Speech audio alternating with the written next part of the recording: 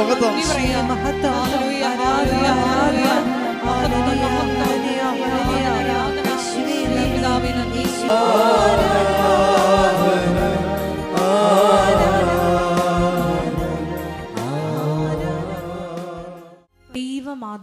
ദൈവമാതാവേ, കൃപാസനത്തിലൂടെ ഞങ്ങൾക്കും ഞങ്ങളുടെ ദേശത്തിനും അമ്മ മധ്യസ്ഥം തേടി തന്ന എല്ലാ അനുഗ്രഹങ്ങൾക്കും കൃപകൾക്കും ഞങ്ങളിപ്പോൾ ഹൃദയം നിറഞ്ഞ നന്ദി പറയുന്നു.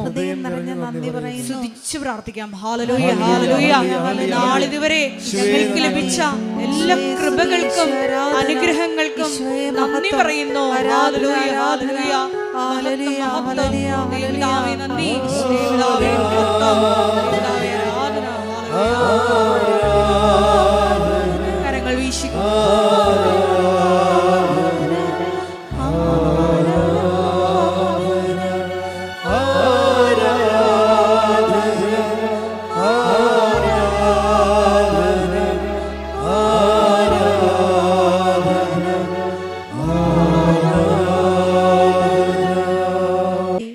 പരിശുദ്ധ അമ്മേ, ദൈവമാതാവേ, 2004 ഡിസംബർ 7-ാം തീയതി ഉച്ചകഴിഞ്ഞ് 2:30 കൃപാസനത്തിൽ സംഭവിച്ച അമ്മയുടെ പ്രത്യക്ഷപ്പെടലിനെ കുറിച്ച് തിരുസഭയ്ക്ക് സമർപ്പിച്ചിരിക്കുന്ന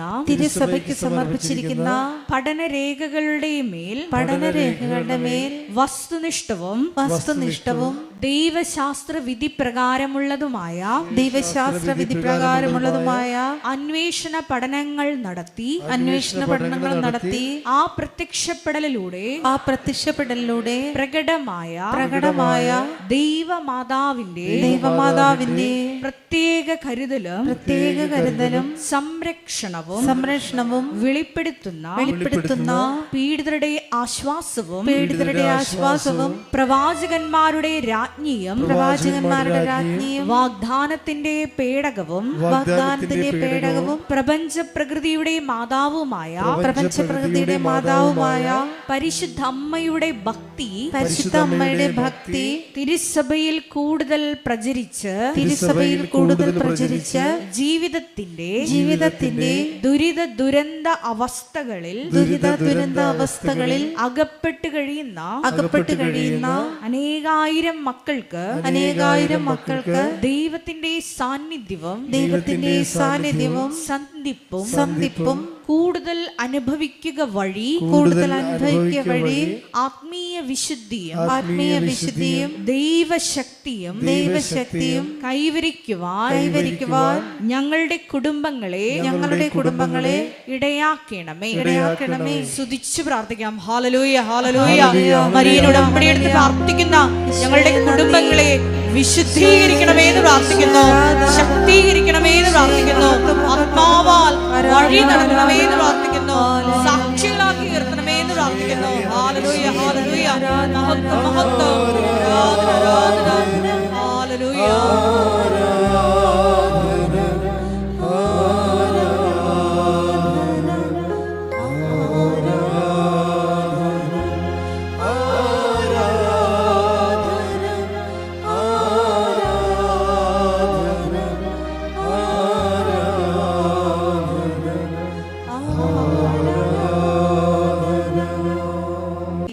പരിശുദ്ധ അമ്മേ, ഭൂസ്വർലോകങ്ങളുടെ രാജ്ഞിയായ അങ്ങയ്ക്ക് ഭൗമ സംരക്ഷണത്തിനായി പ്രപഞ്ച പ്രകൃതിയെ തന്നെ തിരുസഭ പ്രതിഷ്ഠിക്കുവാൻ ഈ പ്രത്യക്ഷീകരണം വഴി ഇടയാക്കണമേ. പരിശുദ്ധ അമ്മേ, ജപമാല മാതാവേ, സകല കൃപാസനം പ്രാർത്ഥനകളോടും ചേർത്ത് ഞങ്ങൾ ഇപ്പോൾ പ്രാർത്ഥിക്കുന്ന ഈ സമൂഹത്തിന്റെ പ്രത്യേക നിയോഗങ്ങളും മൗനമായിട്ട് നമ്മുടെ വ്യക്തിപരമായ പ്രാർത്ഥനാ വിഷയങ്ങൾ കൃപാസനത്തിൽ ജീവനോടെ പ്രത്യക്ഷയായ ദൈവമാതാവിൻ്റെ മധ്യസ്ഥതയിൽ ദിവ്യകാരുണ്യ സന്നിധിയിൽ സമർപ്പിച്ച് നമുക്കൊരു നിമിഷം പ്രാർത്ഥിക്കാം. അമ്മയുടെ പ്രത്യക്ഷീകരണത്തിന്റെ ഈ അനുഗ്രഹവേളയിൽ ഞങ്ങൾക്ക് സാധിച്ചു തരുവാൻ കനിയണമേ. ആമേ.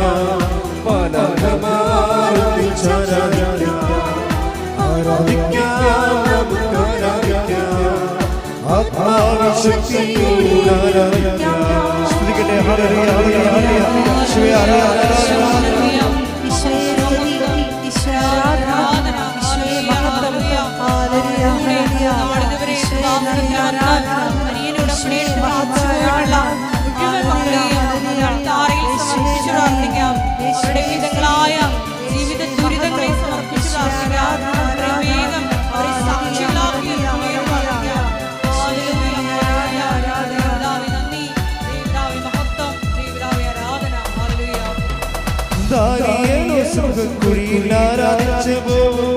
അപ്പസ്തോലർ ജയിലുകളിൽ ആരാധിച്ചപ്പോ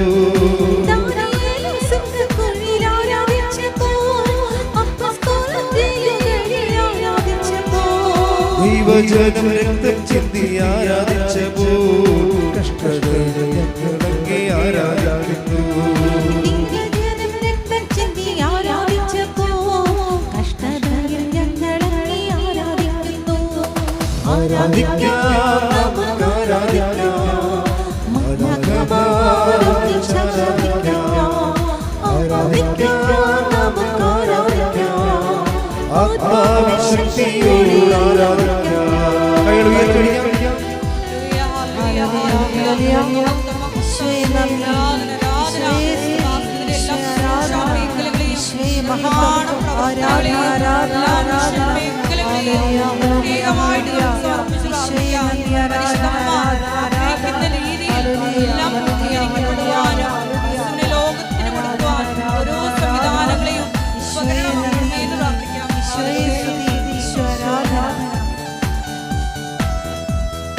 ആദ്യസമവാണിൽ ധീരതയോടെ ഹല്ലേലൂയ ഗീതം പാടി ആരാധിച്ചപ്പോ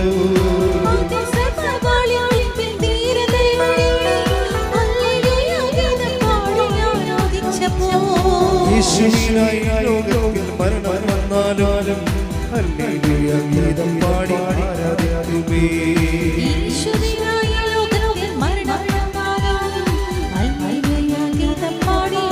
കൈകൾ ഉയർത്തി ആരാധിക്കാം,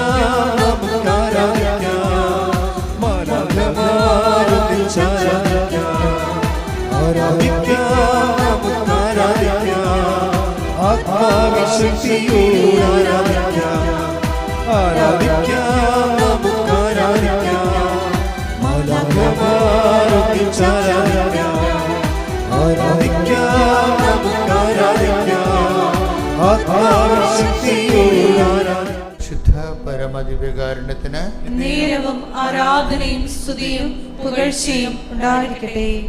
എല്ലാ നിത്യജീവന്റെ പോലും ഡോർ ഓപ്പൺ ചെയ്യുന്നത് അതെല്ലാം താക്കോലെന്ന് പറയുന്നത് ദൈവത്തെ അറിയുന്നതിലൂടെയാണ്.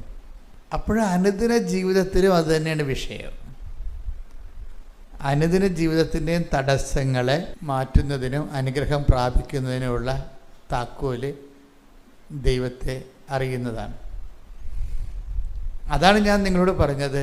കർത്താവിൻ്റെ വചനം കേൾക്കുമ്പോൾ കഴിഞ്ഞ ദിവസങ്ങളിലെ ഇന്നലെ തൃശ്ശൂരിൽ നിന്ന് അനില എന്നും പറഞ്ഞൊരു ഫിസിയോതെറാപ്പിസ്റ്റ് അവർ ഒരു സാക്ഷ്യം പറഞ്ഞില്ല, ഇന്നലെ പറഞ്ഞു. അപ്പോൾ അവർ പറഞ്ഞത്, ഞാൻ എൻ്റെ അമ്മയുടെ കൂടെയാണ് കൃപാസനത്തിൽ വന്നത്. ഞാൻ ഉടമ്പടിയൊന്നും എടുത്തില്ല, ഞാനൊരു സാധാരണ ധ്യാനകേന്ദ്രം ആണെന്ന് കരുതിയാണ് ഇവിടെ വന്നത്. ഈ പ്രഥമ നോഷൻ, ഫസ്റ്റ് നോഷൻ പലർക്കും അനിലയുടെ ഒരു നിലവാരമായിരിക്കും. ഒരു സാധാരണ ധ്യാനകേന്ദ്രമാണ്. പിന്നീട് കുറച്ചങ്ങോട്ട് ചെന്നപ്പോൾ എനിക്ക് മനസ്സിലായി ഇതൊരു സാധാരണ ധ്യാനകേന്ദ്രമല്ല എന്ന്. അങ്ങനെ മനസ്സിലാകാൻ കാരണം ഇവർ ഉടമ്പടി എടുത്തിട്ട് വർക്കൗട്ട് ചെയ്തില്ല, അതാണ് പ്രശ്നം. കൃപാസന ഒരു സാധാരണ ധ്യാനകേന്ദ്രം അല്ലെന്ന് അനിലെ എങ്ങനെ മനസ്സിലായത്? ഉടമ്പടി എടുത്തിട്ട് വർക്കൗട്ട് ചെയ്തില്ല. വർക്കൗട്ട് ചെയ്തില്ലെങ്കിൽ നമ്മൾ ദൈവത്തോട് ചോദിക്കണം, എന്തുകൊണ്ടാണ് ഇതുകൊണ്ട് എൻ്റെ ഉടമ്പടി വർക്കൗട്ട് ചെയ്യാഞ്ഞത്? അപ്പോൾ നമ്മുടെ പ്രഥമ ദൃഷ്ടിയ നമുക്ക് ക്യാഷ് ആൻഡ് കൈൻഡ്, ജോലി, വീട്, വിവാഹം, അങ്ങനെ എന്തെങ്കിലും കാര്യങ്ങളൊക്കെ നമ്മൾ ഉടമ്പടിയിൽ വെക്കണമെങ്കിലും ഇത് ആദ്യത്തെ ഫേസിൽ ചിലർക്ക് വർക്കൗട്ട് ചെയ്യത്തില്ല. അപ്പോൾ വർക്കൗട്ട് ചെയ്യാത്തത് കാരണം അവർ അത് തെറ്റായിട്ട് ഉടമ്പടി ചെയ്തത് കൊണ്ടോ ഉടമ്പടി ഉഴപ്പിയത് കൊണ്ടോ ചിലർക്ക് വർക്കൗട്ട് ചെയ്യത്തില്ല. ചിലർക്ക് ഉടമ്പടി വൃത്തിയും മേനയായിട്ട് ചെയ്താലും വർക്കൗട്ട് ചെയ്യത്തില്ല. അപ്പോൾ നിങ്ങൾക്ക് അതെന്ത് പരിപാടിയാണ് അങ്ങനെ പറയണത്? വൃത്തിയും മേനയായിട്ട് ഉടമ്പടി ചെയ്താൽ വർക്കൗട്ട് ചെയ്യുക? അതെ, നിങ്ങളെ കുറച്ചുകൂടി ഗുരുതരമായ ഉടമ്പടിയുടെ ഒത്തിരി ലെസൺസ് ഉണ്ട്. ആധ്യാത്മികതയിലും അങ്ങനെയാണ്. പ്രഥമ പാഠങ്ങളുണ്ട്. അത് വിശ്വാസത്തിൻ്റെ take the word of God, വിശ്വാസത്തിൻ്റെ പ്രഥമ പാഠങ്ങൾ പിന്നിട്ട് നമുക്ക് പക്വതയിലേക്ക് വളരാം. ശ്രുതികട ഹല്ലേലൂയ, ഹല്ലേലൂയ, ഹല്ലേലൂയ, ഹല്ലേലൂയ. യേശുവേ നന്ദി, ഹല്ലേലൂയ, ഹല്ലേലൂയ, ഹല്ലേലൂയ. യേശുവേ ആരാധന, ആരാധന, ഹല്ലേലൂയ. ഹെബ്രായർ 6:1. ഹെബ്രായർ 6-ാം അധ്യായം, ഹെബ്രായ ലേഖനം 6-ാം അധ്യായം 1-ാം വാക്യം. അതിനാൽ ക്രിസ്തുവിന്റെ വചനത്തിന്റെ പ്രഥമ പാഠങ്ങൾ പിന്നിട്ട് നമുക്ക് പക്വതയിലേക്ക് വളരാം. ഈ പ്രഥമ പാഠങ്ങൾ എന്ന് പറയുന്നത് പ്രാർത്ഥിക്കുന്നു, അനുഗ്രഹം പ്രാപിക്കുന്നു, അതാണ് പ്രഥമ പാഠം. കൂടുതൽ കർത്താവ് ഇവരുടെ ഇൻഫ്രാസ്ട്രക്ചർ നോക്കുമ്പോൾ, പരിശുദ്ധാത്മാവ് നിങ്ങളെ വിവേചിക്കുമ്പോൾ കൂടുതൽ പഠിക്കാൻ സാധ്യതയുള്ളവരാണെന്ന് കണ്ടു കഴിഞ്ഞാൽ പ്രഥമ പാഠം തരത്തില്ല. നീ വെയിറ്റ് ചെയ്യാൻ പറയും. അതാ വിഷയം. അല്ല, നിങ്ങളിപ്പോൾ ഒരു ഉടമ്പടി എടുത്ത് അത് അനുഗ്രഹം കിട്ടില്ലെങ്കിൽ 4 കാലം വീണ് ഓർഡർ പാർട്ടിയാണെങ്കിൽ എന്തെങ്കിലും നക്കാപ്പിച്ച കൊടുത്ത് അവിടെ ഇടുകയേ ഉള്ളൂ. കാര്യം വെച്ച് കഴിഞ്ഞാൽ ഏതായാലും കഷ്ടപ്പെട്ട് ദൈവത്തെ അറിയാൻ വേണ്ടി ഒരു ജീവിതത്തിൻ്റെ കണ്ണീർ കാലത്ത് വന്നില്ലേ, നിനക്ക് മുമ്പോട്ട് പഠിക്കാനുള്ള ബുദ്ധിയൊന്നുമില്ല. അപ്പം അതുകൊണ്ട് അത്യാവശ്യം അനുഗ്രഹങ്ങളെ കൊടുത്തിട്ട് ഇതാണ് നിൻ്റെ വഴി, ഇവിടം വരെയാണെന്ന് പറയും. പക്ഷേ നിനക്ക് പഠിക്കണമെന്ന് സാധ്യതയുള്ളത് ഉള്ളിൽ ദൈവസ്നേഹം ഉണ്ടാവും, പ്രത്യാശ ഉണ്ടാവും, വിശ്വാസം, പ്രത്യാശ, ദൈവസ്നേഹം. അപ്പം അങ്ങനെയൊക്കെ സാധ്യത ദൈവാത്മാവ് സാധ്യത പരിശോധിച്ച് കഴിഞ്ഞാൽ ആദ്യത്തെ കാലത്ത് അടയാളങ്ങൾ കുറയും. അപ്പോൾ എന്നിട്ട് ഈ അടയാളം കുറയുമ്പോൾ ഇവർക്ക് ഈ അടയാളം കുറയുന്നവർക്ക് 90% പേർക്ക് പ്രശ്നങ്ങളൊന്നുമില്ല. അവർക്ക് അറിയാം ഇന്നല്ലെങ്കിൽ നാളെ സമയം ആകുമ്പോൾ ദൈവം തങ്ങളുടെ കാര്യത്തിൽ തീരുമാനം ഉണ്ടാകും. കാര്യം ദൈവത്തിനുള്ള വിഷയം എന്ന് പറയുന്നത് എല്ലാം സാധ്യമാണ്. ദൈവത്തിന് എല്ലാം സാധ്യമാണ്, പക്ഷേ എല്ലാം ഈസിയല്ല. അപ്പോൾ നിങ്ങളോർക്ക് ഇത് എന്നാ പരിപാടിയാണ് അച്ഛൻ ഈ പറയണമെന്ന് ചോദിക്കും. അത് നിങ്ങൾ വളരെ ശ്രദ്ധിച്ച് കേൾക്കണം, അച്ഛനെ കേൾക്കണം. ദൈവത്തിന് എല്ലാം സാധ്യമാണെന്നേ പറഞ്ഞിട്ടുള്ളൂ, പക്ഷേ എല്ലാം ലളിതമാണെന്ന് പറഞ്ഞിട്ടില്ല. അച്ഛൻ പറഞ്ഞ മനസ്സിലായ? അതായത് take the word of God, എല്ലാം സാധ്യമാണ്. ശ്രുതികട ഹല്ലേലൂയ, ഹല്ലേലൂയ, ഹല്ലേലൂയ, ഹല്ലേലൂയ. യേശുവേ നന്ദി, ഹല്ലേലൂയ, ഹല്ലേലൂയ, ഹല്ലേലൂയ. യേശുവേ ആരാധന, ആരാധന, ആരാധന, ആരാധന. ഹല്ലേലൂയ, ഹല്ലേലൂയ, ഹല്ലേലൂയ, ഹല്ലേലൂയ. യേശുവേ മഹത്വം, മഹത്വം, മഹത്വം. മത്തായി 19:26. മത്തായി 19:26. ദൈവത്തിന് എല്ലാം സാധ്യമാണ്. പറഞ്ഞ ദൈവത്തിന് എല്ലാം സാധ്യമാണ്. അപ്പോൾ ഈ ഒരു വാക്ക് കഴിഞ്ഞ ദിവസങ്ങളിൽ ഞാൻ ധ്യാനിച്ചപ്പോൾ പരിശുദ്ധാത്മാവ് നൽകിയൊരു നോട്ടാണ്. ദൈവത്തിന് എല്ലാം സാധ്യമാണ്. അതിവിടെ മാത്രമല്ല, ലൂക്ക 1:37 പറയുന്നുണ്ട്, അല്ലേ? ലൂക്ക 1:37 ശ്രുതികട ഹല്ലേലൂയ, ഹല്ലേലൂയ, ഹല്ലേലൂയ, ഹല്ലേലൂയ. യേശുവേ നന്ദി, ഹല്ലേലൂയ, ഹല്ലേലൂയ, ഹല്ലേലൂയ, ഹല്ലേലൂയ, ഹല്ലേലൂയ. 1:37. ദൈവത്തിന് ഒന്നും അസാധ്യമല്ല.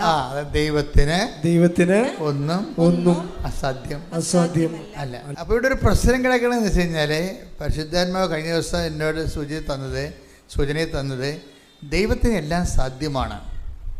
പക്ഷേ സാധ്യമാണെന്ന് വിചാരിച്ചുകൊണ്ട് എല്ലാം ലളിതമല്ല, സിമ്പിളല്ല എന്ന്. അത് ഭയങ്കര സീരിയസ് ജ്ഞാനമാണത്. അതെന്താ കാര്യം ലളിതമല്ലെന്ന് പറയാൻ, സിമ്പിളല്ലെന്ന് പറയാൻ കാരണം, സിമ്പിൾ ആയിരുന്നെങ്കിൽ, എന്തുകൊണ്ടാണ് സിമ്പിൾ അല്ലാത്തതിൻ്റെ കാരണം വെച്ചാൽ ദൈവത്തിൻ്റെ നീതിബോധമാണ്. മനസ്സിലായില്ലേ? എല്ലാം ഇപ്പം നിങ്ങൾ പഠിച്ചില്ലെങ്കിലും മറ്റവൻ്റെ കോപ്പി അടിച്ചാൽ ജയിക്കുമെന്നുണ്ടെങ്കിൽ എന്ത് സിമ്പിളാണ്. മറ്റേ കോപ്പി അടിച്ചാലേ അടുത്ത് നിൽക്കണവൻ്റെ പരീക്ഷയിൽ നിന്ന് കോപ്പി അടിച്ചാൽ ജയിക്കുമെങ്കിൽ എന്ത് സിമ്പിളാണ്. പഠനം അത്ര സിമ്പിളല്ല, പരീക്ഷ ജയിക്കണം അത്ര സിമ്പിളല്ല. കാര്യം എന്താണ്? പഠിച്ചിട്ട് തന്നെയാണ് ജയിക്കേണ്ടത്. അതൊരു നീതിയുണ്ട് എൻ്റെ അടുത്ത്. എല്ലാ കാര്യത്തിലും നീതിയുണ്ട്. ശരിക്കും ദൈവ പൈതലിന് നീതി പൈതലെന്നാണ് ബൈബിൾ വിളിക്കുന്നത്. നീതി പൈതൽ എപ്പോഴും ഓർത്തേക്കണം. ഈ കവനൻ്റ് ആൻഡ് നീതി പൈതൽ ബന്ധമുള്ളതാണ്. അപ്പോൾ നിങ്ങളിങ്ങനെ നീതി പൈതലെന്ന് ചിലപ്പോൾ കേട്ട് കാണത്തില്ലായിരിക്കും. അതായത് കഴിഞ്ഞ ദിവസങ്ങളിൽ ഇവിടെ ജോസ്ന ആൻ്റണി എന്നും പറഞ്ഞൊരു മോൾ സാക്ഷ്യം പറഞ്ഞു. അവളാണ് ഈ നീതി പൈതൽ പറയണത് ആദ്യമായിട്ട്. ഇപ്പോഴത്തെ ആൾക്കാരുടെ സാക്ഷ്യങ്ങളെ കേട്ട് കഴിഞ്ഞാൽ പണ്ടത്തെ സാക്ഷ്യമൊന്നുമല്ല. ആൾക്കാരൊക്കെ ഈ കവനൻ്റെ തലക്കടിച്ചിട്ട് ദൈവമായിട്ട് ജീവിച്ചിട്ട് മാതാവിൻ്റെ അറ്റപ്പറ്റ ജ്ഞാനത്തിലേക്കാണ് ഈ ആൾക്കാർ പോണത്. നീതി പൈതൽ. ഇവൾക്കുള്ള പ്രശ്നം വെച്ച് കഴിഞ്ഞാൽ ഇവളെ നീതി പൈതലും ദൈവം വിളിക്കാൻ കാരണം ഇവളെ എന്ന് ശ്രദ്ധിക്കട്ടെ മക്കളെ.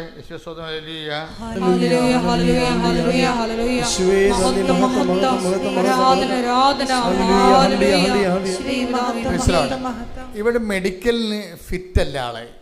അതാണ് പ്രശ്നം. മെഡിക്കലിന് വെച്ച് കഴിഞ്ഞാൽ നട്ടലിനൊരു വളവുണ്ട്, എക്സ്റേയിലും ആ വളവുണ്ട്. അപ്പോൾ അങ്ങനെ വന്നപ്പോഴേ ഇനി ഇവൾക്ക് കയറിപ്പോണമെന്നുണ്ടെങ്കിൽ മൂന്നാമത്തെ മെഡിക്കൽ വരണം. ആ മെഡിക്കലിന് പോകാൻ നേരത്ത് ജോസ്ന ആൻ്റണി പരിശുദ്ധാത്മാവ്, ഈ പരിശുദ്ധാത്മാവ് നിറയുമ്പോൾ ഉണ്ടാകുന്നൊരു ഗുണം, ഈ വേൾഡിലി ആയിട്ടുള്ള വിഷയങ്ങളിൽ നിന്ന് നമ്മളെ തെറ്റിച്ചിട്ട് ആധ്യാത്മികത ആ ഒരു റേഞ്ചിലേക്ക് നമ്മളെ കൊണ്ടുവരും. അപ്പോൾ ജോസ്ന മെഡിക്കലിൽ നിൽക്കുകയാണ്. അവളുടെ ലൈഫ് ഒന്നെങ്കിൽ സ്ഥലം നോയാകാൻ പോവുകയും, ഒന്നെങ്കിൽ അവൾ രക്ഷപ്പെട്ട് കയറിപ്പോവും, അല്ലെങ്കിൽ ഇതിനാലെ അവളുടെ ജീവിതം ഒടുങ്ങും. അപ്പോൾ ലാസ്റ്റ് ഓപ്ഷനിൽ നിൽക്കുമ്പോൾ ഇവൾ പറയുന്ന ഒരു ജ്ഞാനമുണ്ട്. കർത്താവേ, ഞാൻ എൻ്റെ ജീവിതത്തിൻ്റെ ലാസ്റ്റ് തിരഞ്ഞെടുപ്പ് നിൽക്കുകയാണ്. ചിലപ്പോൾ ഞാൻ മെഡിക്കലിനെ തോക്കും, ഞാൻ ഔട്ടാകും. ചിലപ്പോൾ ഞാൻ മെഡിക്കലിനെ ജയിക്കും, ഞാൻ കയറിപ്പോകും. പക്ഷെ ഒരു കാര്യം, നമ്മൾ തമ്മിലൊരു ധാരണ വേണം. ഞാൻ നേരത്തെ ഒപ്പിട്ട് തരികയും ഞാൻ തോറ്റാലും ജയിച്ചാലും നമ്മൾ തമ്മിലുള്ള റിലേഷൻ ഒരു കുഴപ്പമുണ്ടാകത്തില്ല. ഇതാണ് കവനൻ്റെ റിലേഷനിൽ കയറിപ്പോണത്. അവരുടെ ദൈവമായിട്ടുള്ളൊരു ബന്ധത്തെ ഒരിക്കലും ഒരു മെറ്റീരിയൽ ബെനഫിറ്റ്സുമായിട്ട് ആണ് നമ്മൾ ഉടമ്പടിയുടെ ആദ്യ കാലങ്ങളിൽ അങ്ങനെയാണ് മനുഷ്യൻ ദൈവാനുഗ്രഹത്തെ നമുക്ക് ലഭിക്കുന്ന ഫിസിക്കൽ ബെനഫിറ്റ്സുമായിട്ട് നമ്മൾ ലിങ്ക് ചെയ്യും. എന്നുവെച്ചാൽ ഭൗതികമായ ആനുകൂല്യങ്ങളുമായിട്ട് നമ്മൾ ദൈവത്തിനെ ലിങ്ക് ചെയ്യും. ഈ ലിങ്ക് ചെയ്യുന്ന തൊടൽ ഇവിടെ പൊട്ടിച്ച് കളയും. മെഡിക്കലിൽ നിൽക്കുകയാണ്, കർത്താവ് എൻ്റെ ഒരു ബോഡി വളവുണ്ടെന്ന് എനിക്കറിയാം, ഐ നോ ഇറ്റ്. എൻ്റെ നട്ടലിന് വളവുണ്ടെന്ന് എനിക്കറിയാം, ആ മെഡിക്കലി പ്രൂവ് ചെയ്ത കാര്യമാണ്, എൻ്റെ എക്സ്റേ എൻ്റെ കയ്യിലുണ്ട്. പക്ഷേ എനിക്ക് കയറിപ്പോയിരിക്കാൻ പറ്റത്തുമില്ല. പക്ഷേ ഞാൻ മെഡിക്കലിന് ചിലപ്പോൾ ജയിക്കും, ചിലപ്പോൾ തോക്കും. പക്ഷെ ഒരു കാര്യം നമ്മൾ തമ്മിൽ നേരത്തെ ഒരു ധാരണ വേണം. എന്താണ്? ഞാൻ തോറ്റാലും നമ്മൾ തമ്മിലുള്ള റിലേഷന് ഒരു കുഴപ്പം ഉണ്ടാകത്തില്ലെന്ന്. അത് പരിശുദ്ധാത്മാവ് ഉണ്ടെങ്കിൽ മാത്രമേ അങ്ങനെ ഒരു നിലപാട് നേരത്തെ ഒരു മുൻകൂർ ജാമ്യം എടുക്കുകയും. കാര്യം ഇതിനെന്ന് വെച്ചാൽ ഒരു 10-75 മാർക്കുണ്ട് ഈ ഒറ്റ ഉത്തരത്തിന്. ഒറ്റ ഉത്തരത്തിന് 75 മാർക്കാണ്. എന്ന് വെച്ച് കഴിഞ്ഞാൽ ഇവൾ നേരത്തെ പറയുകയാണ്, നമ്മൾ ഈ വിഷയത്തിൽ ഞാൻ ജീവിതത്തിൽ തോറ്റാലും നമ്മൾ തമ്മിലുള്ള റിലേഷനെ ഇത് ബാധിക്കുന്നതല്ല. ആ റിലേഷൻ പോലെ തന്നെ മുന്നോട്ട് പോകും. അതിൻ്റെ കാരണം വെച്ച് കഴിഞ്ഞാൽ ഇവർ ഈ ഉടമ്പടി കാലത്തിനുള്ളിൽ ഈശോയുമായിട്ട് പരിശുദ്ധ അമ്മ വഴി ഇവർ നല്ലൊരു റിലേഷനിൽ ചെന്നായിരുന്നു. എന്നിട്ട് ഇവർ എപ്പോഴും ഈശോയോട് പറഞ്ഞു, ഈശോ ഉടമ്പട്ട നിയോഗം നീ തന്നെയാണെന്ന് പറയും. അതാണ് വിഷയം. അങ്ങനെ ഒരു ദൈവാനുഭവത്തിലേക്ക് ഇവർ ചെന്നായിരുന്നു. എന്താ പറയുന്നത്? എന്താ പറയുക? ഈശോ ഉടമ്പടിയുടെ നിയോഗം, എൻ്റെ നിയോഗം നീ തന്നെയാണ്, ബാക്കിയെല്ലാം ഇഫക്ട്സ് ആണ് എൻ്റെ. ബാക്കിയുള്ള ക്യാഷ് ആൻഡ് കൈൻഡ് ആയിട്ടുള്ള മെറ്റീരിയൽ ബെനിഫിറ്റ്സ് എല്ലാം നീ തന്നാൽ ഞാൻ വാങ്ങിക്കും, ഐ ആം ഹാപ്പി. നീ തന്നില്ലെങ്കിൽ ഞാൻ ഹാപ്പി. കാര്യം എന്താണ്? എൻ്റെ നിയോഗം നീയാണെന്ന്. ദൈവസ്നേഹമാണ്. അത് പരിശുദ്ധാത്മ നിറയുമ്പോഴുണ്ടാകുന്ന ഒരു ജ്ഞാനമായിട്ട് വരണത്. അച്ഛൻ നിങ്ങൾക്ക് വേണ്ടി അതുവേണ്ടി പ്രാർത്ഥിക്കാം. ആ ജ്ഞാനത്തിൻ്റെ അഭിഷേകത്തിനായി എൻ്റെ മക്കൾ ഇടിമുഴക്കം പോലെ ശ്രദ്ധിച്ച്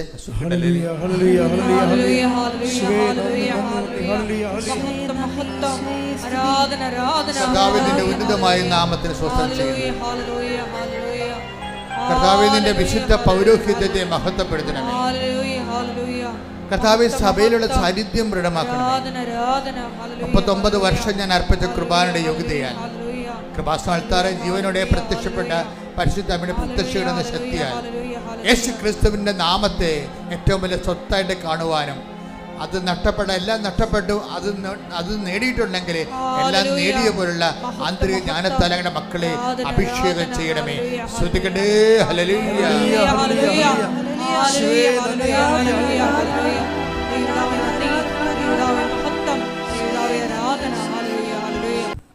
ഇവൾക്ക് കുവൈറ്റിലോ ബഹ്റൈനിലോ ഗൾഫ് രാജ്യങ്ങളിലേക്കാണ് പോകേണ്ടത്. അപ്പോൾ ഇവൾ പറയുന്നൊരു കാര്യം, എനിക്ക് ഈ മെഡിക്കൽ ഞാൻ തൂക്കുകയാണെങ്കിൽ എനിക്കുണ്ടാകുന്ന ലാഭങ്ങളെക്കുറിച്ചാണ് അവൾ ചിന്തിക്കണത്. സാധാരണ മെഡിക്കൽ തോറ്റുള്ള ആൾക്കാർ നഷ്ടങ്ങളെക്കുറിച്ചല്ല ചിന്തിക്കത്തുള്ളൂ. ഏജൻറ്റിന് കാശ് കൊടുത്തു പോയി, ഇനി അയാൾ അത് കൊണ്ട് മുങ്ങുക, ഇനി തിരിച്ച് കിട്ടുക, റീഫണ്ടബിൾ ആണാ, ഇങ്ങനെയല്ലേ നമ്മൾ ചിന്തിക്കത്തുള്ളൂ. ഇവർ ചിന്തിക്കണം അങ്ങനെയല്ലേ. ഇവർ പറയണത്, ഈശോ ഈ മെഡിക്കൽ തോറ്റാൽ എനിക്കൊരു ലാഭമുണ്ട്. എന്താ കാര്യം? എനിക്ക് നാട്ടിൽ നിന്ന് ഒരു കുർബാന കൂടുതൽ കൂടാവുന്ന. ഇതാണ് വിഷയം. കാര്യം ഇവർ പോണ രാജ്യത്ത് കുർബാനയില്ല. അപ്പം അവർ പറയണത്, ഞാൻ ഒരു ദിവസം കൂടുതലാണ് ഇവിടെ നിൽക്കണമെങ്കിൽ എനിക്കെന്താ നേട്ടം? എനിക്ക് ഒരു കുർബാന കൂടുതൽ കൂടാം. അപ്പം ഇവർ തമ്മിലുള്ളൊരു ബന്ധവും റിലേഷനും ഒക്കെ വേറെ ലെവലിലേക്ക് പോവുകയാണ്. ഇനി രസം എന്താ വെച്ച് കഴിഞ്ഞാൽ, ഇവർക്ക് സങ്കടം വരുമ്പോൾ ഇവളെന്ത് ചെയ്യുന്നത് വെച്ച് കഴിഞ്ഞാൽ, പുറയിൽ മാതാവിൻ്റെ ഈശോൻ്റെ രൂപത്തിൻ്റെ പറയുന്നിട്ട് ഇവർ സെൽഫി എടുക്കും ഇങ്ങനെ. അതാ വിഷയം. നമ്മുടെ കൂട്ടുകാരുമായിട്ടല്ലേ സെൽഫി എടുക്കുന്നത്. അതായത് ദൈവസ്നേഹത്തിൻ്റെ വ്യത്യസ്തമായ ലെവലാണ് ഈ ലെവല്. അതായത് ആധുനിക കാലത്ത് മനുഷ്യൻ ആധുനികമായ സംവിധാനങ്ങളോട് ജീവിക്കുമ്പോൾ അതിനെ എങ്ങനെയാണ് അവരുടെ ആ റിലേഷനെ സ്ഥിരീകരിക്കുന്നതിന് വേണ്ടി ഉപയോഗിക്കുന്നത്. അപ്പോൾ ഒറ്റയ്ക്കിരിക്കും സങ്കടം വിഷം വരുമ്പോൾ ഈ പണ്ടെടുത്ത സെൽഫി എടുത്ത് നോക്കും. ഇപ്പം ഇങ്ങനെ വരുമ്പോൾ ദൈവത്തിന് മനസ്സിലാകും നമ്മളിങ്ങനെ റിലേഷനിലാണെന്ന് മനസ്സിലാകും. അതാണ് വിഷയം. ദൈവമായിട്ട് റിലേഷനിലായാൽ മാത്രമേ വിശുദ്ധിയിൽ വളരാൻ പറ്റത്തുള്ളൂ. കാര്യം വെച്ചാൽ നമ്മൾ സ്നേഹിക്കുന്ന ആളുമായിട്ട് ടേംസ് ആകാൻ എപ്പോഴും നമ്മൾ നോക്കത്തുള്ളൂ. ഇപ്പം ഈ വിശുദ്ധിയുടെ മാനദണ്ഡം എന്നുള്ള ദൈവസ്നേഹമാണ് ശരിക്കും പറഞ്ഞാൽ. എപ്പോഴും നമ്മൾ ഓർത്തേക്കണം. ഒരു വ്യക്തിക്ക് വിശുദ്ധി ഉണ്ടാകണമെന്ന് പറഞ്ഞു കഴിഞ്ഞാൽ വിശുദ്ധിയെ അല്ല നമ്മൾ ഫോക്കസ് ചെയ്യേണ്ടത്. വിശുദ്ധിയെ ഫോക്കസ് ചെയ്താൽ നമ്മുടെ കൂദാശകളും കാറ്റക്കിസും ഒക്കെ ചില സമയത്തെങ്കിലും ടെക്നിക്കലായിട്ട് വിശുദ്ധിയിൽ നിലനിൽക്കാൻ വേണ്ടിയുള്ള ഒരു സാങ്കേതിക ജ്ഞാനമാണെന്ന് തരണമെന്ന് എനിക്ക് തോന്നിയിട്ടുണ്ട്. സാങ്കേതിക ജ്ഞാനത്തേക്കാളുപരി ആത്മബന്ധത്തിൻ്റെ ഒരു സ്വകാര്യ ജ്ഞാനം, സ്നേഹജ്ഞാനമുണ്ട്. അതെന്ന് പറയുന്നത് ഈ ദൈവസ്നേഹത്തിലൂടെയാണ് വിശുദ്ധി വർദ്ധിപ്പിക്കുന്നത്. അപ്പം നമ്മൾ വിശുദ്ധിയെ അല്ല ഫോക്കസ് ചെയ്യേണ്ടത്. നമ്മൾ ഫോക്കസ് ചെയ്യേണ്ടത് ആരാണ്? കർത്താവിൻ്റെ ആത്മബന്ധമാണ് ഉണ്ടാക്കേണ്ടത്. ആത്മബന്ധം ഈശോയുമായിട്ട് ഉണ്ടായാൽ ഓട്ടോമാറ്റിക്കായിട്ട് വിശുദ്ധി ഉണ്ടാകും. കാര്യം വിശുദ്ധി എന്ന് പറയണത്, ഹോളിനെസ് എന്നൊക്കെ പറയണത് ദൈവസ്നേഹത്തിൽ നിന്ന് സ്നേഹം ഉണ്ടാകുമ്പോൾ അതിൻ്റെ പ്രോഡക്റ്റായിട്ട് ഉൽപ്പന്നമായിട്ട് വരണതാണ് ഈ വിശുദ്ധി എന്ന് പറയണത്. അപ്പം ദൈവസ്നേഹമാണ് വിഷയം. അപ്പം ദൈവസ്നേഹത്തിനുള്ള ഗുണം, ദൈവസ്നേഹത്തിൻ്റെ കറക്റ്റ് അനുഭവത്തിലേക്ക് ഉടമ്പടിയുടെ ശരിക്കും പക്കാ നിയോഗം എന്ന് പറഞ്ഞത് ദൈവസ്നേഹം ആകണം. ഇന്നല്ലെങ്കിൽ നാളെ ആകണം മക്കളെ. ചിലപ്പോൾ ആദ്യകാലങ്ങളാകാൻ നിങ്ങൾക്ക് പറ്റത്തില്ല. കാരണം നിങ്ങൾ ചൂടുവെള്ളത്തിൽ നിൽക്കുന്ന ആളാണ്. ചൂടുവെള്ളത്തിൽ നിൽക്കുന്ന ആൾ അല്ലെങ്കിൽ ഒരു വറുത്ത മണ്ണ് നിൽക്കുന്ന ആളാണ്. അവർ പ്രഥമമായിട്ട് എന്താണ് ഫസ്റ്റ് എയ്ഡ് എന്താണ്? ആ മണ്ണിൽ നിന്ന് മാറ്റുക എന്നുള്ളതാണ് ഫസ്റ്റ് എയ്ഡ്, അല്ലേ? ചൂടുവെള്ളത്തിൽ നിൽക്കുകയാണെങ്കിൽ അവിടുന്ന് മാറുക എന്നുള്ളതാണ് ഫസ്റ്റ് എയ്ഡ്. അത് ഉടമ്പടി ഫസ്റ്റ് എയ്ഡ് നടക്കും. പക്ഷേ ഇവിടെ എന്ത് സംഭവിക്കണമെന്ന് വെച്ച് കഴിഞ്ഞാൽ, ഉടമ്പടി വരുമ്പോൾ തന്നെ നിങ്ങൾ ഈ ഫസ്റ്റ് എയ്ഡ് കൊണ്ട് തൃപ്തിപ്പെടുന്നവരാണ് ഒരു 10-60% ആൾക്കാർ. എന്നുവെച്ചാൽ ആ വസ്തു വിറ്റാൽ ഓക്കെയാണ്, തീർന്ന പരിപാടി. ഇപ്പം അനില അങ്ങനെയല്ല പറയണത്. അനില ഉടമ്പടി എടുത്തുമ്പോൾ ആദ്യം ഞാൻ 90 ദിവസത്തെ പരിപാടിയല്ലേ ഉള്ളൂ. 90 ദിവസം കഴിയുമ്പോൾ പിന്നെ ആ റിലേഷൻ എനിക്ക് പഴയതുപോലെ ആകാവില്ല എന്ന് വിചാരിക്കും. ഇത് അനില മാത്രമല്ല, എല്ലാവരുടെ മനസ്സിലുമുള്ള ഒരു മനസ്സിരിപ്പാണ്. 90 ദിവസത്തെ പരിപാടിയിലേ ഉള്ളൂ. ജയിച്ചാലും തോറ്റാലും നമുക്ക് പുറത്തു വരാനില്ല എന്ന് പറ്റും. പക്ഷെ 90 ദിവസത്തെ പരിപാടി അല്ല ഇത്. സത്യസന്ധമായിട്ട് ദൈവത്തെയാണ് നീ അന്വേഷിക്കണമെങ്കിൽ ഇത് ലൈഫ് ലോങ് ആയിട്ടുള്ള കമ്മിറ്റ്മെൻറ്റാണ്. എന്താ കാര്യം? ഈ ദൈവസ്നേഹം എന്ന് പറഞ്ഞ് എന്തുമാത്രം ഉണ്ടെന്ന് നമുക്കറിയാൻ പറ്റത്തില്ല. പൗലോസ് ഈ ദൈവസ്നേഹം അനുഭവിച്ചിട്ട് പറഞ്ഞത്, ഈ ആപത്ത് വന്നാലും ഐ ഡോണ്ട് മൈൻഡ് എന്ന് പറയും, നഷ്ടം വന്നാലും ഐ ഡോണ്ട് മൈൻഡ്. കർത്താവിൻ്റെ സ്നേഹത്തിൽ നിന്ന് ആർക്ക് എന്നെ വേർപെടുത്താൻ കഴിയും? ആ take the bed of God. 8:35 ശ്രുതികട. ഹല്ലേലൂയ ഹല്ലേലൂയ ഹല്ലേലൂയ ഹല്ലേലൂയ ഹല്ലേലൂയ. യേശുവേ ആരാധന ആരാധന ആരാധന. ഹല്ലേലൂയ ഹല്ലേലൂയ ഹല്ലേലൂയ ഹല്ലേലൂയ. യേശുവേ നന്ദി നന്ദി. ഹല്ലേലൂയ ഹല്ലേലൂയ ഹല്ലേലൂയ. റോമ 8:35. റോമ 8:35. ക്രിസ്തുവിന്റെ സ്നേഹത്തിൽ നിന്ന് ക്രിസ്തുവിന്റെ സ്നേഹത്തിൽ നിന്ന് ആര് നമ്മെ വേർപെടുത്തും? ക്ലേശമോ ദുരിതമോ പീഡനമോ പട്ടിണിയോ നഗ്നതയോ ആപത്തോ വാളോ. അപ്പോൾ ഇതിൻ്റെ പ്രശ്നം എന്ന് വെച്ചാൽ, നിങ്ങൾ ഓർക്കും ഇതെല്ലാമാണ് സാധാരണഗതിയിൽ ദൈവത്തെ മനുഷ്യനിൽ നിന്ന് വേർപെടുത്തുന്നത്. ദൈവത്തെ മനുഷ്യനിൽ നിന്ന് വേർപെടുത്തുന്നതും മനുഷ്യനെ നിരീശ്വരന്മാരാക്കുന്ന സാധനമാണ് ഇതെല്ലാം. ഈ നിരീശ്വരവാദം വന്നതെങ്ങനെ ഇവിടെ? ഇതുപോലെയുള്ള നെഗറ്റീവ് എക്സ്പീരിയൻസ് ആൾക്കാർക്ക് ഉണ്ടാകുമ്പോഴാണ് ഇത് വരുന്നത്. എന്തൊക്കെയാണ് ഈ നിരീശ്വരവാദമോ അല്ലെങ്കിൽ ഈശ്വര വിശ്വാസക്കുറവോ വിശ്വാസ അപാചയം വരണ കാര്യങ്ങൾ എന്തൊക്കെയാണെന്ന് നോക്കിയേ, ഒന്ന് വായിച്ച്. ക്ലേശങ്ങൾ വരുമ്പോൾ വിശ്വാസം തന്നു പോകും ശരിക്കും. അപ്പോൾ അത് അധർമ്മം വർദ്ധിക്കുമ്പോൾ, ക്ലേശം എന്ന് വെച്ച് കഴിഞ്ഞാൽ പലതും കൊണ്ടും ഉണ്ടാകല്ല, അധർമ്മം കൊണ്ടും ഉണ്ടാകാം. അധർമ്മം വർദ്ധിക്കുമ്പോൾ, ധർമ്മം വർദ്ധിക്കുമ്പോൾ ശ്രുതികട. ഹല്ലേലൂയ ഹല്ലേലൂയ ഹല്ലേലൂയ ഹല്ലേലൂയ. യേശുവേ നന്ദി. ഹല്ലേലൂയ ഹല്ലേലൂയ. യേശുവേ ആരാധന ആരാധന. യേശുവേ ആരാധന ആരാധന. ഹല്ലേലൂയ ഹല്ലേലൂയ ഹല്ലേലൂയ. മത്തായി 24:12. അധർമ്മം വർദ്ധിക്കുന്നതിനാൽ പലരുടെയും സ്നേഹം തണുത്തു പോകും. പലരുടെയും എന്നല്ല, എല്ലാവരുടെയും എന്ന് പറഞ്ഞിട്ടില്ലേ. ചില അപ്പാവികളുടെ ദൈവസ്നേഹമാണ് തണുത്തു പോണത്. അപ്പോൾ ഇതാണ് നമ്മൾ ടാർഗറ്റ് ചെയ്യേണ്ട സംഭവം. എന്ന് വെച്ച് കഴിഞ്ഞാൽ ചില സമയത്ത് അധർമ്മം വർദ്ധിക്കും. അധർമ്മം എന്ന് പറയണ ഇപ്പോൾ തന്നെ ഉദാഹരണത്തിന് പല വീടുകളിൽ അധർമ്മം അനുഭവിക്കുന്നത് ഒത്തിരി പേരുണ്ട്. കാര്യം വീടുകളിൽ പലതരത്തിലുള്ള അധർമ്മം വരും. ചിലപ്പോൾ മൂത്ത മകനെ ഓടായിരിക്കും ഈ അപ്പനും അമ്മയ്ക്കൊക്കെ സ്നേഹം. അപ്പോൾ ഇളയവനെ എങ്ങനെയെങ്കിലും അവിടെ നിന്ന് പാഴ്സൽ ചെയ്യാൻ അവർ നോക്കും. ചിലപ്പോൾ മൂത്ത മരുമകൾ വന്നിട്ട് ഇവരെല്ലാത്തിനെയും കയ്യിലെടുക്കും. അപ്പനെയും അമ്മനെയും ഒക്കെ അവർ പാക്ക് ചെയ്യും. ഇളയ മരുമകൾക്ക് അത്രയും ചാതുര്യം ഉണ്ടാകത്തില്ല. അവർ നീതി ബോധമായിട്ട് ജീവിക്കണമെങ്കിൽ ആൾക്കാരെ കൈ സോപ്പിടാനൊന്നും അറിയാൻ പറ്റത്തില്ല. ഇത് ഇപ്പോൾ സോപ്പിടുന്നതിൻ്റെ കൂടെ അവർ സോപ്പിട്ട് പതപ്പിച്ച് ഈ ആൾക്കാരെയും കൊണ്ട് പോകും. അപ്പോൾ അവരുടെ സ്വത്തും മകവും കാര്യങ്ങളെല്ലാം അവർ സോപ്പിട്ടെടുത്ത ആൾക്കാരുടെ കിട്ടും. അപ്പോൾ ഇവർക്ക് ചിലപ്പോഴും കുഞ്ഞിനൊരു ഉടുപ്പ് മേടിച്ചു കൊടുക്കാൻ പോലും ചില സമയത്ത് കഷ്ടപ്പെടും. ഇവരുടെ കാര്യത്തിലാണെങ്കിൽ ആരും ഉടുപ്പുണ്ടാ, ക്രിസ്മസ് അല്ലേ വരണത്, അങ്ങനെ ഒന്നും ഈ കുഞ്ഞുങ്ങളുടെ കാര്യത്തിൽ അപ്പനും അമ്മയും ചോദിക്കത്തില്ല. പക്ഷേ അവരുടെ അവർക്കിഷ്ടമുള്ള മക്കളുടെ കാര്യത്തിൽ ചോദിക്കാൻ നമുക്ക് കേൾക്കുകയും ചെയ്യും. അപ്പോൾ ഇവർ വന്നിരുന്നുകൊണ്ട് നമ്മുടെ മുമ്പിൽ കൊന്തയില്ലോ പറയും, ഈ പന്നി കൊന്തയിലിട്ട് വല്ല കാര്യമുണ്ടായി, ഇവരുടെ കയ്യിരിപ്പ് ഇത്രയും മോശമില്ല, അധർമ്മം വർദ്ധിക്കണില്ലേ വീട്ടിലെ. മനസ്സിലായില്ലേ?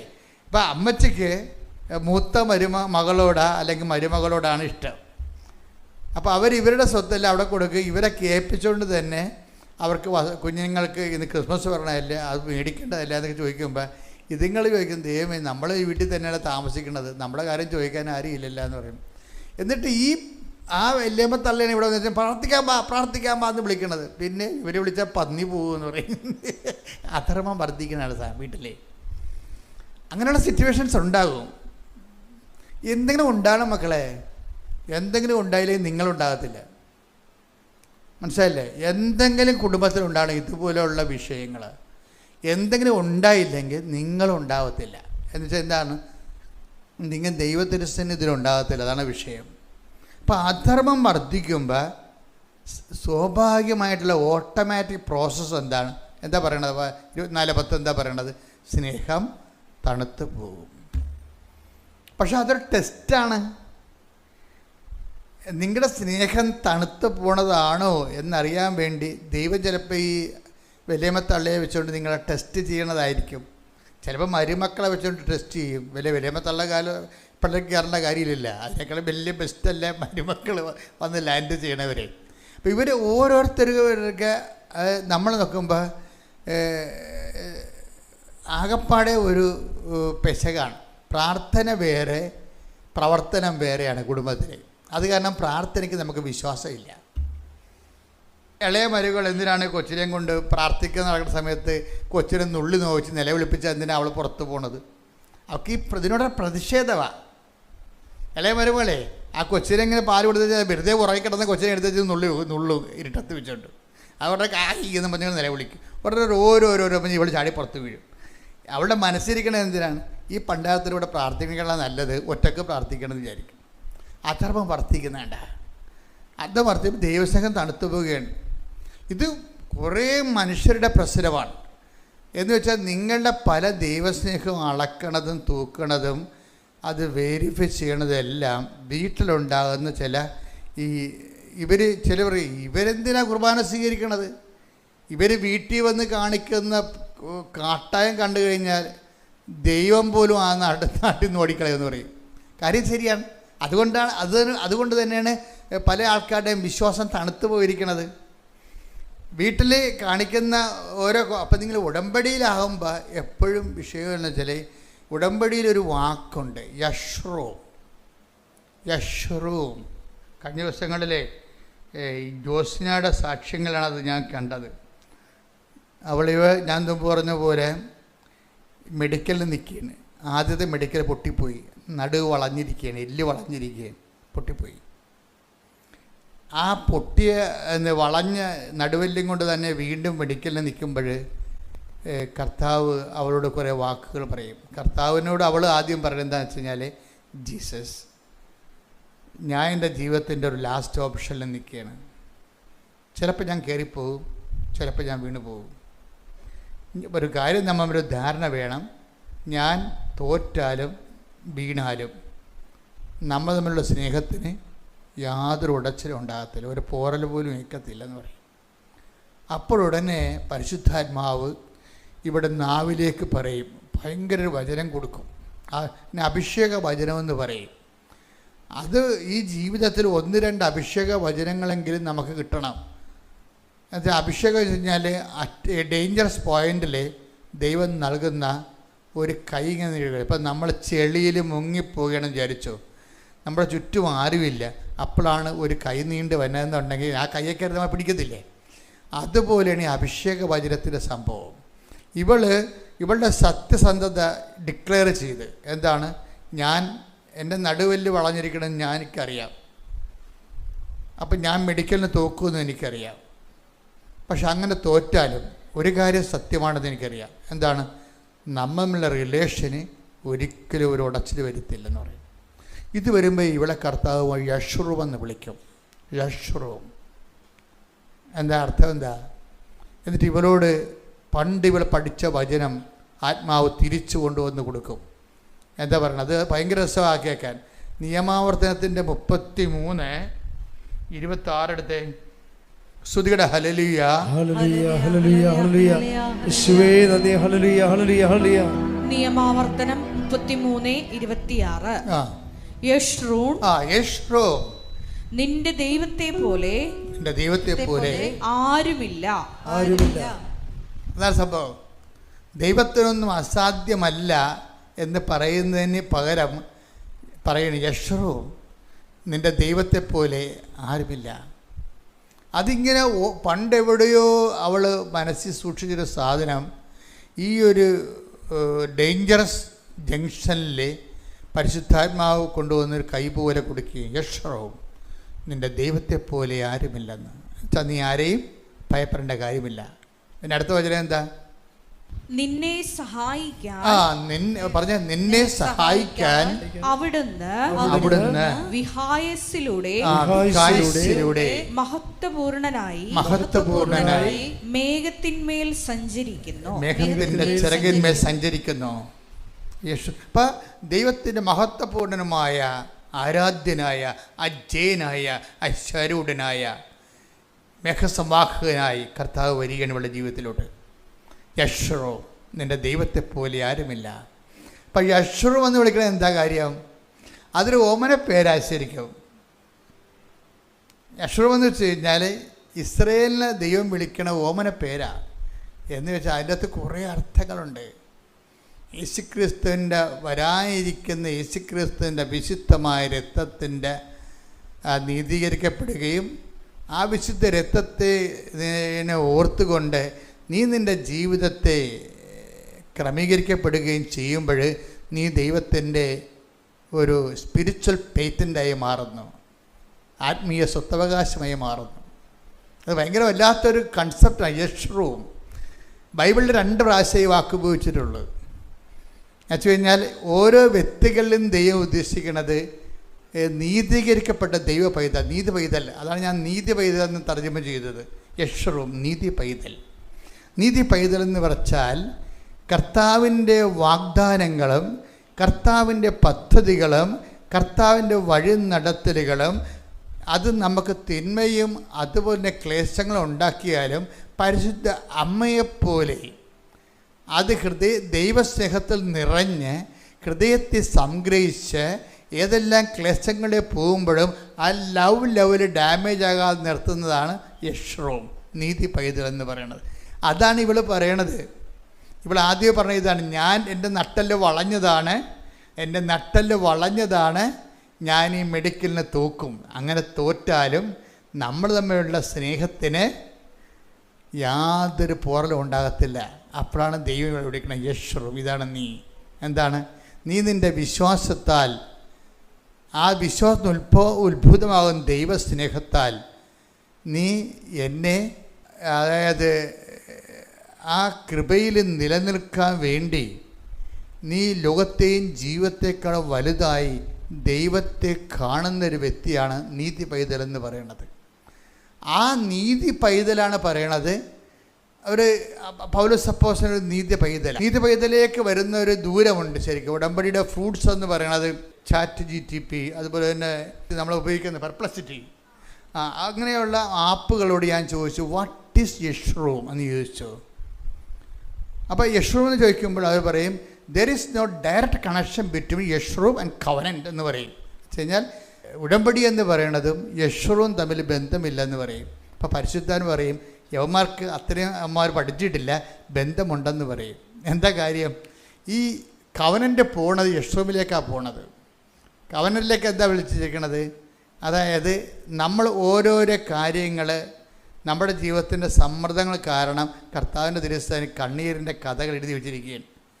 ഇതെല്ലാം എനിക്ക് നിക്കക്കള്ളിയില്ല, എനിക്ക് മുന്നോട്ട് പോകണമെങ്കിൽ ഇതിന് സമാധാനം ഉണ്ടാക്കാതെ എനിക്ക് മുന്നോട്ട് പോകാൻ പറ്റത്തില്ല എന്ന് പറയും.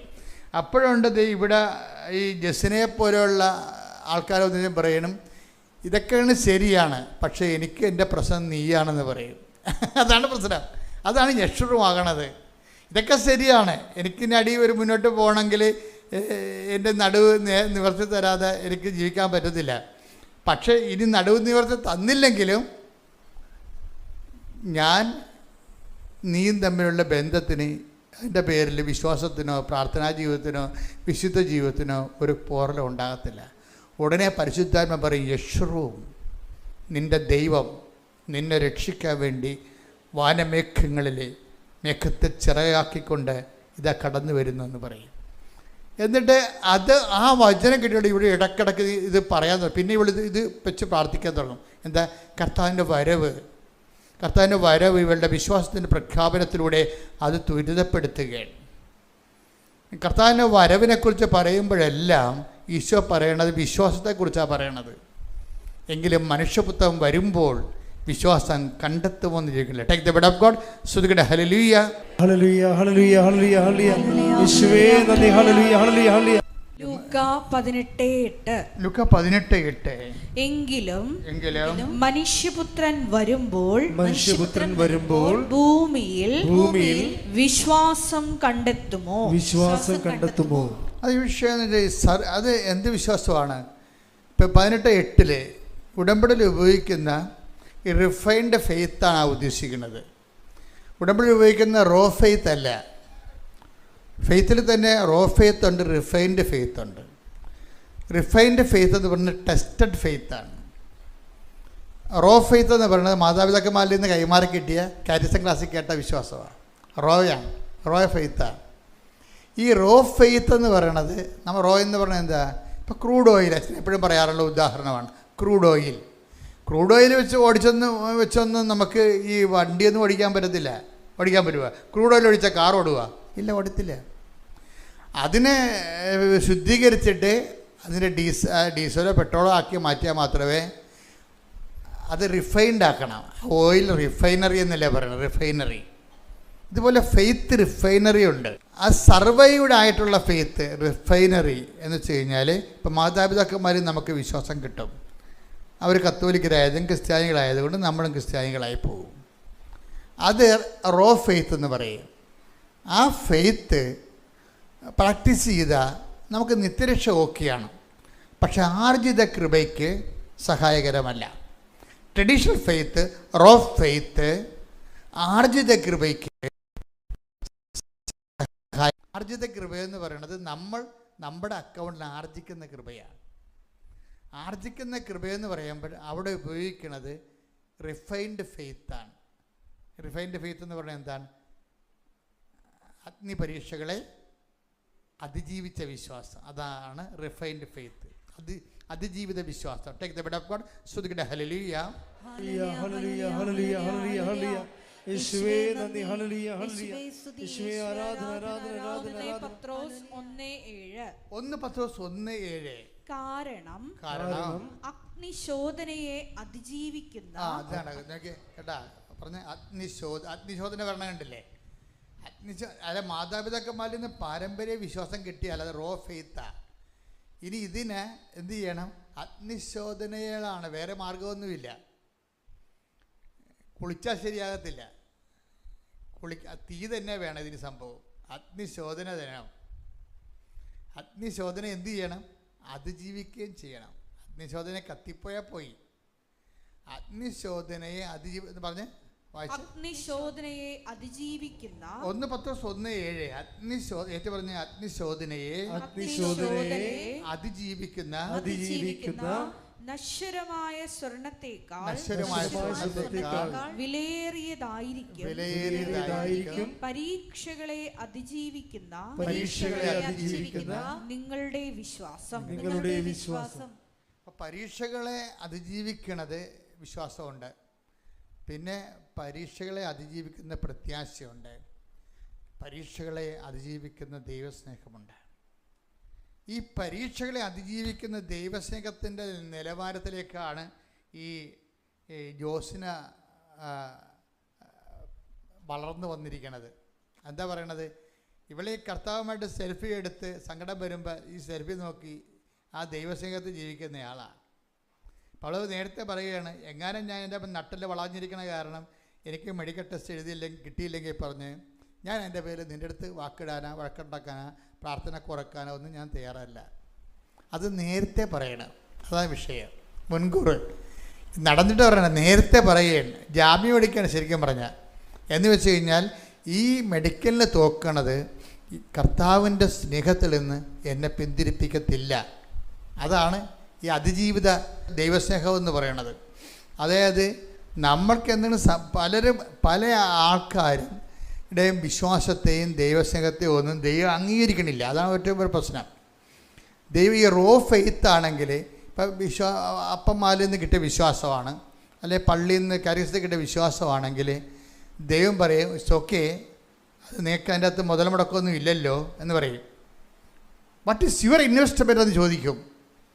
അത് ഭയങ്കര ചോദ്യമാണ്.